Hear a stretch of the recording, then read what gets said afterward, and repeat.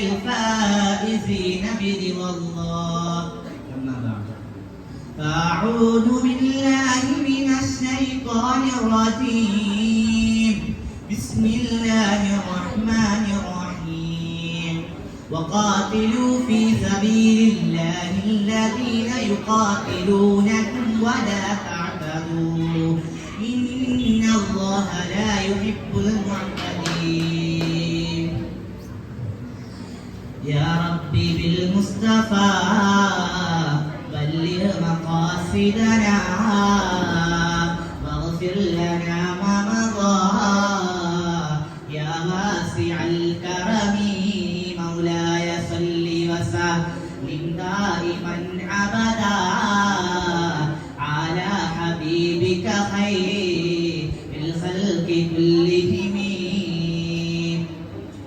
അധ്യക്ഷതയുടെ മനക്കരിക്കുന്ന മഹനീയരെ, ആദരണീയരായ ഉസ്താദുമാരെ, ബഹുമാന്യ രക്ഷിതാക്കളെ, സ്നേഹസമ്പന്നരായ സഹപാഠി സുഹൃത്തുക്കളെ, അസ്സലാമു അലൈക്കും വറഹ്മത്തുള്ളാഹി തആല വബറകാതുഹു.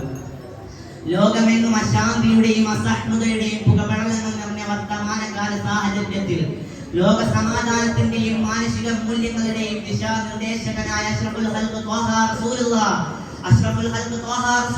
സ്വല്ലല്ലാഹു അലൈഹി വസല്ലം തങ്ങളുടെ 1500ാമത് ജന്മദിനാഘോഷങ്ങൾ പങ്കെടുക്കുന്ന ഈ അസുലഭ വേളയിൽ മുത്തുനബി സ്വല്ലല്ലാഹു അലൈഹി വസല്ലം ഉയർത്തിക്കാട്ടിയ അപരാധമല്ല പ്രതിരോധം എന്ന മൂല്യവത്തായ സന്ദേശത്തെ കുറിച്ച് നിങ്ങളോട് സംവദിക്കാനാണ് ഉദ്ദേശിക്കുന്നു. വബില്ലാഹി തൗഫീഖ്.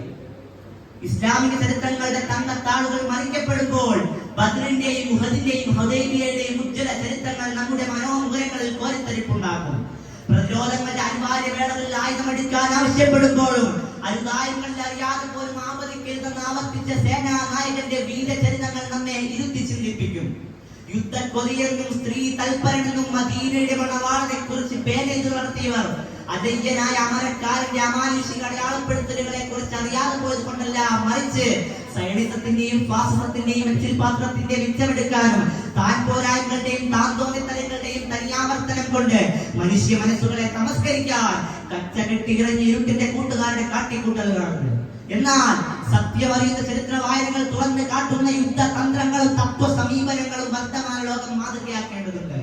ലോകം കണ്ട മഹായുദ്ധങ്ങളിൽ 10,000ങ്ങളുടെ ജീവഹാനിയും അതിലേറെ മാനഹാനിയും രേഖപ്പെടുത്തപ്പെടുമ്പോൾ അക്ഷരങ്ങളുടെയും ആശ്രയങ്ങളുടെയും അടയാളപ്പെടുത്തലുകളായ ആതുരാലയങ്ങളും അഭയ കേന്ദ്രങ്ങളും സരസ്വതി ക്ഷേത്രങ്ങളും ആക്രമിക്കപ്പെടുമ്പോൾ ആരംഭപ്പൂവിന്റെ അജ്ഞാനവർത്തികളായ സ്വഹാബത്തെ കിറാം റളിയല്ലാഹു അൻഹു വൃദ്ധരെയും അബലരെയും ബാലികാബാലന്മാരെയും നുള്ളി നോവിക്കാതിരുന്നത് മാനുഷിക മൂല്യങ്ങളോടും യുദ്ധ നിയമങ്ങളോടുമുള്ള നീതിപൂർവമായ സമീപനമായിരുന്നു. അതിനുമപ്പുറം പ്രപഞ്ചനാഥന്റെ കൽപ്പനകളെ ശിരസാവഹിച്ച് ജീവിതത്തിന്റെ വിവിധ മേഖലകളിൽ മരുതായങ്ങളും അനീതികളും കടന്നു വരാൻ ഇഷ്ടപ്പെടാത്ത അഷ്റഫുൽ ഖൽഖ് ത്വാഹ റസൂലുള്ളാഹി സ്വല്ലല്ലാഹു അലൈഹി വസല്ലം തങ്ങൾ വിശുദ്ധ ഖുർആന്റെ അധ്യാപനങ്ങളിലൂടെ യുദ്ധ നിയമങ്ങൾ ലംഘിക്കാതിരിക്കാൻ ശ്രദ്ധിച്ചു. കാരണം അല്ലാഹു തആല ഖുർആനിലൂടെ പറയുന്നു, വഖാതിലൂ ഫീ സബീലില്ലാഹി അല്ലദീന യുഖാതിലൂനകും വലാ തഅതദൂ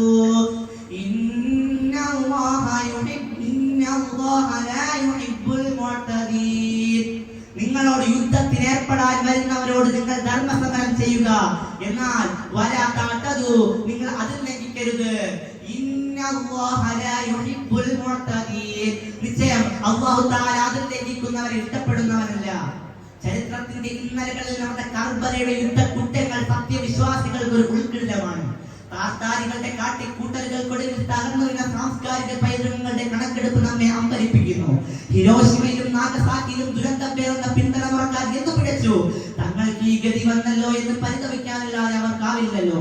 ഫലസ്തീനിന്റെ പരിസ്ഥിതിയെ തന്നെ ഇല്ലായ്മ ചെയ്യുന്ന യുദ്ധതന്ത്രങ്ങൾ ലോക പോലീസിന്റെ കൂടെ ഒത്താശയോടാണല്ലോ നടത്തപ്പെടുന്നത്. ഒരു വശത്ത് ഞങ്ങൾ സമാധാന പ്രിയരാണെന്ന് വാദിച്ചിട്ട് മറുവശത്ത് കൂടി ആയുധ കച്ചവടം പൊടിപൊടിക്കുന്ന ഡൊണാൾഡ് ട്രംപ് യുദ്ധ നിർമ്മാർജ്ജനത്തിന്റെ അപ്പോസ്തലനായി സ്വയം അവരോധിക്കപ്പെടുന്നു. സമാധാനത്തിന്റെ നോബൽ ജേതാവിന്റെ സ്വന്തം നാട്ടിൽ മതം നോക്കി വെട്ടി നിരത്തലുകളും പച്ചയ്ക്ക് തൊലിയുരിക്കലുകളും നടമാടപ്പെടുന്നു. ഇറാഖിനെ പോലെ ഇറാനെയും ഭൂപടമാക്കാൻ പോയവർ ഫോട്ടോ സ്റ്റാറ്റുകളായി തോട്ടോടിയ വാർത്തകൾ നാം മറന്നിട്ടില്ലല്ലോ.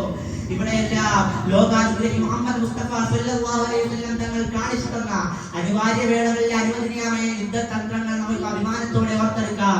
ആ നബിയോടൊപ്പം നാളെ നമുക്ക് ജന്നാത്ത് കൊള്ളുവാൻ നാഥൻ തൗഫീഖ് നൽകട്ടെ. വാഖിറു ദഅവാനാ അൽഹംദുലില്ലാഹി റബ്ബിൽ ആലമീൻ. അസ്സലാമു അലൈക്കും വറഹ്മത്തുള്ളാഹി